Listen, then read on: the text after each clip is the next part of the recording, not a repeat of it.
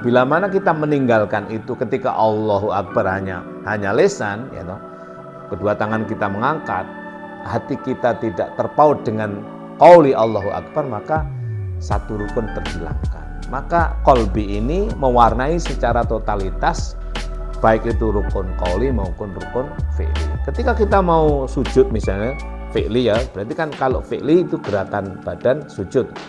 Maka hati kita itu bersamanya sujud itu ada. Apa yang dimaksud? Dia harus mentertibkan. Apa mentertibkan itu? Membuat tertib. Apa yang dimaksud dengan tertib itu? Disebut dengan tertib manakala benar-benar qaul dan fi'il itu masuk ke dalam hati dan ditangkap pengertiannya.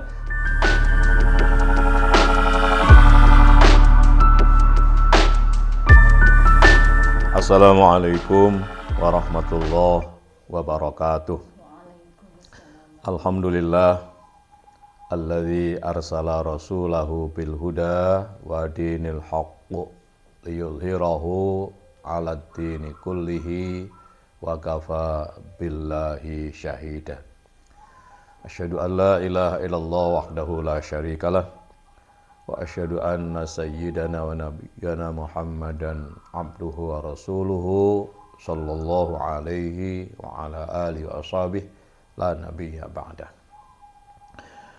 Allahumma salli wa sallim wa barik ala habibina wa syafi'ina qurrati a'yunina wa maulana Muhammad ibn Abdullah wa ala alihi wa ashabihi wa asba'ihi wa man tabi'a hudahu ila yaumil qiyamah.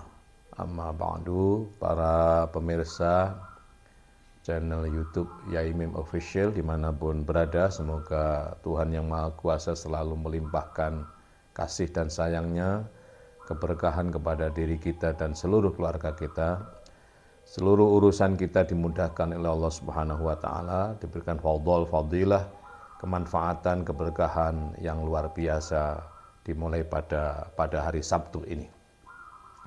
Baiklah, selamat berjumpa kembali dengan saya Yaimim, ngaji filsafat, tasawuf dan thariqah bersama saya Yaimim. Beberapa waktu lalu dalam beberapa konten YouTube saya telah saya sampaikan tentang rukun qauli dan rukun fi'li, yaitu rukun salat. Rukun fi'li jumlahnya 6, rukun qauli jumlahnya 5, semuanya sudah kita sampaikan kemarin. Kali ini saya ingin masuk pada yang berikutnya, rukun qauli 5 jumlahnya, yaitu takbir, fatihah, tahiyat, sholawat, dan salam. Dan 5 itu adalah alhamdu. Apa alhamdu itu? Yaitu alif, lam, ha, mim, dal. Apa itu? Yaitu totalitas keterpujian. Kemudian apa rukun qauli itu? Rukun qauli adalah 6 jumlahnya, yaitu qiyam, ruku', i'tidal, kemudian sujud, duduk di antara dua sujud, dan duduk akhir. Dan 6 ini hakikatnya 5. Kenapa? Karena yang berdiri i'tidal dengan qiyam itu sama, ya. 5 itu juga alhamdu. Jadi baik qauli maupun fi'li sebenarnya adalah simbol atau isyarah terhadap kalimat alhamdu. Apa alhamdu itu? Alif, lam, ha, mim, dal. Dialah keterpujian totalitas. Nah, baik rukun qauli maupun rukun fi'li ini harus dipertemukan dengan rukun qalbi. Apa rukun qalbi itu? Yaitu niat. Apa rukun qalbi? Yaitu niat. Dialah rukun yang ke-12. Rukun qauli 5, rukun fi'li 6 dari 11, yang ke-12 adalah rukun qalbi. Apa itu? Yaitu niat. Artinya apa? Bahwa ketika kita melaksanakan rukun fi'li, qiyam, ruku', i'tidal, sujud, duduk di antara dua sujud atau al-jalsah atau julus, baina sajdain, dan duduk akhir, itu harus dipimpin oleh niat di dalam qalbi. Maka takbir, fatihah, tahiyat, sholawat, dan salam ketika mau mengqaul itu tidak harus di rukun dilaksanakan oleh qalbi, artinya diniati itu. Artinya apa? Bila mana kita meninggalkan itu ketika Allahu Akbar hanya lisan, ya toh, kedua tangan kita mengangkat, hati kita tidak terpaut dengan qauli Allahu Akbar, maka satu rukun terhilangkan. Maka qalbi ini mewarnai secara totalitas baik itu rukun qauli maupun rukun fi'li. Ketika kita mau sujud misalnya, fi'li ya, berarti kan kalau fi'li itu gerakan badan sujud. Maka hati kita itu bersamanya sujud itu ada. Apa yang dimaksud? Dia harus mentertibkan. Apa mentertibkan itu? Membuat tertib. Apa yang dimaksud dengan tertib itu? Disebut dengan tertib manakala benar-benar qaul dan fi'il itu masuk ke dalam hati dan ditangkap pengertiannya. Seperti telah saya sampaikan ke depan. Maka qaul, ya, qaul Allahu Akbar itu apa maksudnya? Ya, itulah yang dimaksud dengan tartib. Apa maksudnya qaul Allahu Akbar? Ini disebut dengan kemudian dihayati dalam hati, dimasukkan dalam hati, diniati dalam hati, lalu ditangkap pengertiannya, itulah yang disebut dengan tartib. Jadi kalau rukun qalbi itu menterpautkan qaul dan fi'li ke dalam qalbi, ya toh. Lah, tartib itu adalah mengerti, menangkap makna terhadap qaul dan fi'il. Rukun qauli dan rukun fi'li itu dimengerti. Apa misalnya? Baik, saya akan masuk pada yang pertama ini, nanti dikaji secara pretel satu-satu. Jadi yang terpenting misalnya Allahu Akbar. Apa Allahu Akbar itu? Kan terdiri dengan Allah dan Akbar. Jadi Allahu Akbar, maksudnya apa? Ini maksudnya apa itu dibahas dalam rukun sholat namanya tartib. Itu mentartibkan dari misalnya kalimat ini kan Allah dan Akbar, ya toh. Apa itu Allah? Apa itu Akbar? Apa itu berarti syariatnya kan? Ya, kalau ya toh. Kemudian apa maksudnya berarti thariqahnya kan? Ya. Jadi apa? Kalau lafadznya kan alif lam lam ha, alif ka ba ro. Nah, itu kan lafadznya. Asal dikaulkan dengan Allahu Akbar selesai.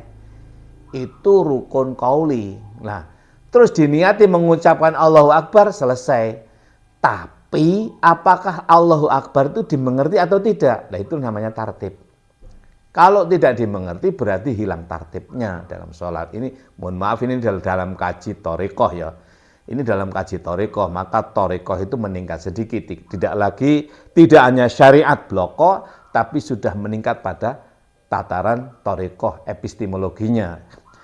Ya, maka dengan kata lain kalau kita tidak memahami aspek epistemologi atau aspek thariqah, aspek ketepatan di dalam rukun sholat, kehilangan satu rukun yang disebut dengan tartib. Nah, kalau kita kembalikan kepada syariah, hilang satu rukun berarti tidak sah, tidak benar. Tapi untuk ukuran syariah, asal sudah diucapkan, ya toh, tidak melihat hatinya, tidak melihat bagaimana tartib, asal sudah diucapkan sah. Asal kalimatnya tetap Allahu Akbar, bukan Allahu Rahman, bukan Allahu As-Sabu dan lain sebagainya. Tapi asal Allahu Akbar diucapkan secara syariah sah. Nah, secara thariqah tentu berbeda. Apakah yang diucapkan itu masuk ke dalam hati dan apakah yang diucapkan itu benar-benar tartib? Nah, ini masuk dalam kajian thariqah. Berarti tepat apa tidak? Nah, benar dengan tepat tidak sama. Ya. Benar itu apa adanya, tidak boleh dirubah. Ya toh. Contoh misalnya kopi, ya. Kopi katakan kopi gelas ini. Nah, ketepatannya adalah bagaimana kita mempergunakan kopi ini untuk apa. Nah, kopi ini ini kan disebut dengan kopi, sekalipun ada ala air. Asal dikatakan kopi, gelas ini sudah benar apa adanya. Nah, ketepatannya, thariqahnya adalah diminum semacam ini misalnya, ya. Bukan dibuang atau diinjak-injak. Nah, ini dibahas dalam ketepatan, dibahas dalam rukun qalbi dan rukun tartib. Baik, saya akan masuk, itu pengertian umum secara rukun qauli dan rukun tartib. Saya akan masuk pada rukun qauli Allahu Akbar, ya toh, dalam perspektif qalbi dan tartib. Nah, saya masuk pada tartib dulu, pengertiannya. Allah itu adalah ismu dzat. Ismu dzat. Zat itu enggak kelihatan. Nah, kelihatannya zat karena ada ism, ya, ada nama, ya, ismu zat, disebutnya dengan ismu zat. Jadi zat itu nggak kelihatan. Sama dengan kabel yang dialiri listrik, ya. Kabel yang ada aliran listrik, itu aliran listriknya namanya zat. Kabelnya namanya ism atau disebut dengan kabel, kabel beraliran listrik karena ada strumnya. Lah itu kabel beraliran listrik namakan ism atau ismu. Zatnya apa? Zatnya aliran listriknya tidak kelihatan. Nah, Allah itu ismu zat disebut dengan nama zat. Nah, berarti Allah itu nama, zatnya nggak kelihatan. Apa zatnya? Ya disebutnya dengan Tuhan atau ilah. Ya toh, orang Jawa menyebutnya Gusti, Pangeran dan lain sebagainya. Ya, orang Portugis menyebutnya Domingo, ya toh, dan lain sebagainya. Nah,